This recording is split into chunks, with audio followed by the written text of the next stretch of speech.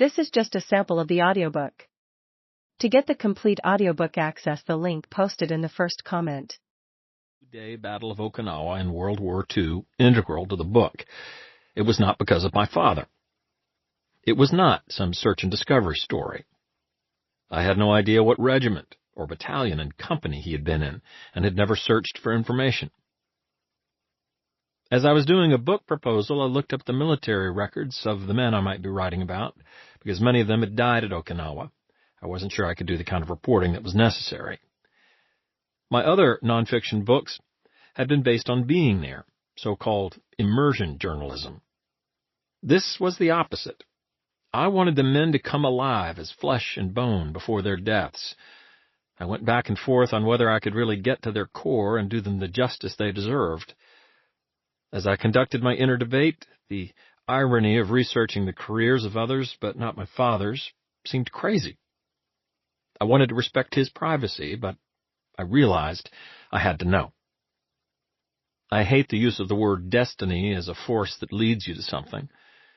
The only destiny I can guarantee is that I will eat the last cookie in the jar late at night, and then lie to my wife Lisa about it. A significant part of the Mosquito Bowl deals with the 4th Regiment of the 6th Marine Division, which fought at Okinawa.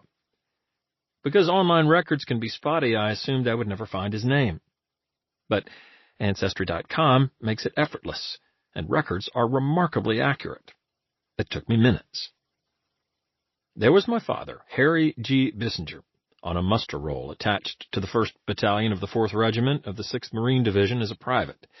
It was a rifle company. In other words, he was in the very same regiment and battalion that are so central to the Mosquito Bowl. Because many of those I wrote about were great college football players, and my dad was a great sports fan, I have no doubt that he knew of them, and maybe met some of them. It was that discovery that made me realize I had to do it. It was destiny, after all. I would be writing exclusively about other Marines, but I knew that I would be writing about my dad. He left us far too soon, dying at the age of 75, roughly 6 weeks after 9/11, invaded by leukemia that devoured him 4 months after diagnosis. I so terribly wish he was here for so many reasons.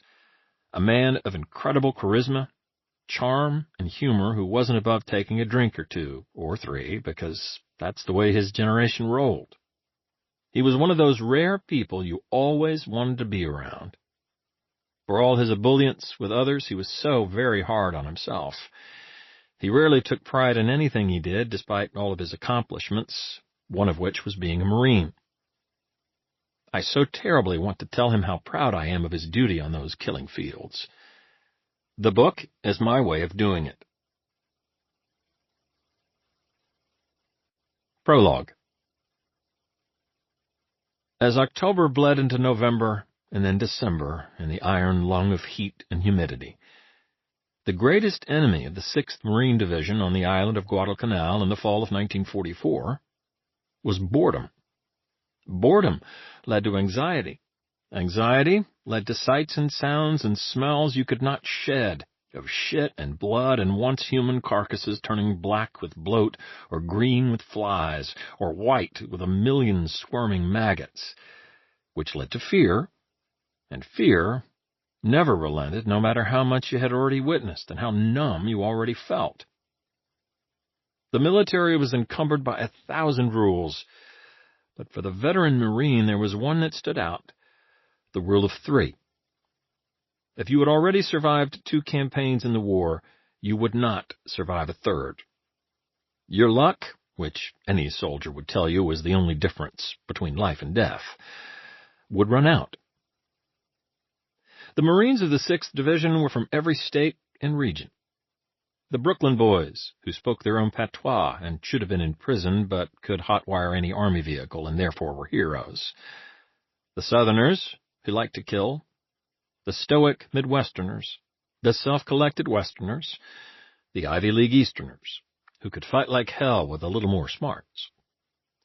They came together in the great pot of World War II and learned that their differences were far less than their commonalities.